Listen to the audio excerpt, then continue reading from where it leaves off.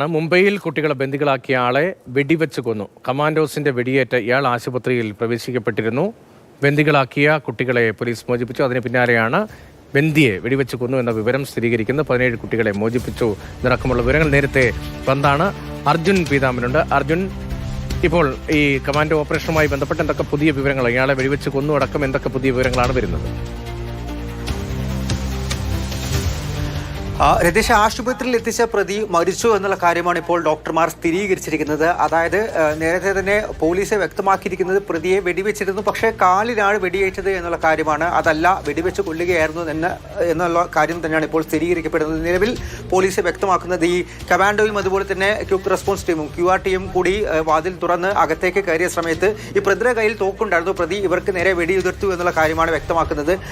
അപ്പോഴാണ് ഈ പോലീസും ഈ കമാൻഡോ സംഘം തിരിച്ച് വെടിയുതിർത്തത്. അതിൽ സാരമായി തന്നെ പ്രതിക്ക് അപ്പോൾ തന്നെ പരിക്കേറ്റിരുന്നു. പിന്നാലെയാണ് ആശുപത്രിയിലേക്ക് കൊണ്ടുപോയത്.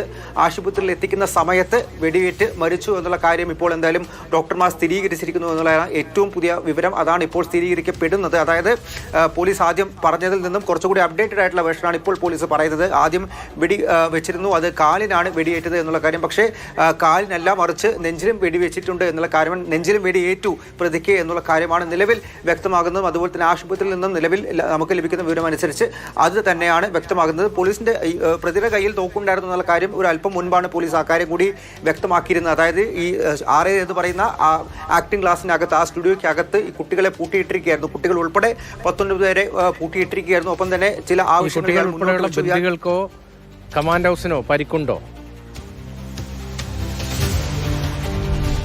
ഇല്ല, അത്തരത്തിലുള്ള വാർത്തകൾ ഇതുവരെയും സ്ഥിരീകരിക്കപ്പെട്ടില്ല, അല്ലെങ്കിൽ അത്തരത്തിലുള്ള റിപ്പോർട്ടുകൾ ഇതുവരെയും പുറത്തു വന്നിട്ടില്ല. കമാൻഡോകൾക്കോ ഈ ക്വിക്ക് റെസ്പോൺസ് ടീമിനോ അതിനപ്പുറത്തേക്ക് കുട്ടികൾക്കോ അവിടെ ഉണ്ടായിരുന്ന മറ്റാ 2 പേർ, മുതിർന്ന പൗരനും അതുപോലെ യുവാവ്, ഇവർക്ക് ആർക്കും പരിക്ക് ഉണ്ട് എന്നുള്ള കാര്യം ഇപ്പോൾ വ്യക്തമാക്കിയിട്ടില്ല. പ്രത്യേകിച്ചും ഇവരെ ഒരു പ്രത്യേകം ഒരു മുറിക്ക് അകത്തായിട്ട് പൂട്ടിയിട്ടിരിക്കുകയായിരുന്നു. ഈ പ്രതി അതിന് വെളിയിലായിരുന്നു എന്നുള്ള കാര്യമാണ് നിലവിൽ പോലീസിൽ നിന്നും നമുക്ക് ലഭ്യമാകുന്ന വിവരം.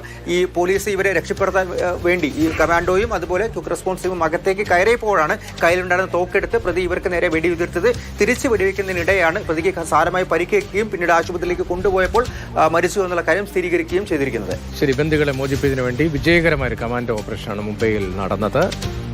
ബന്ദിയെ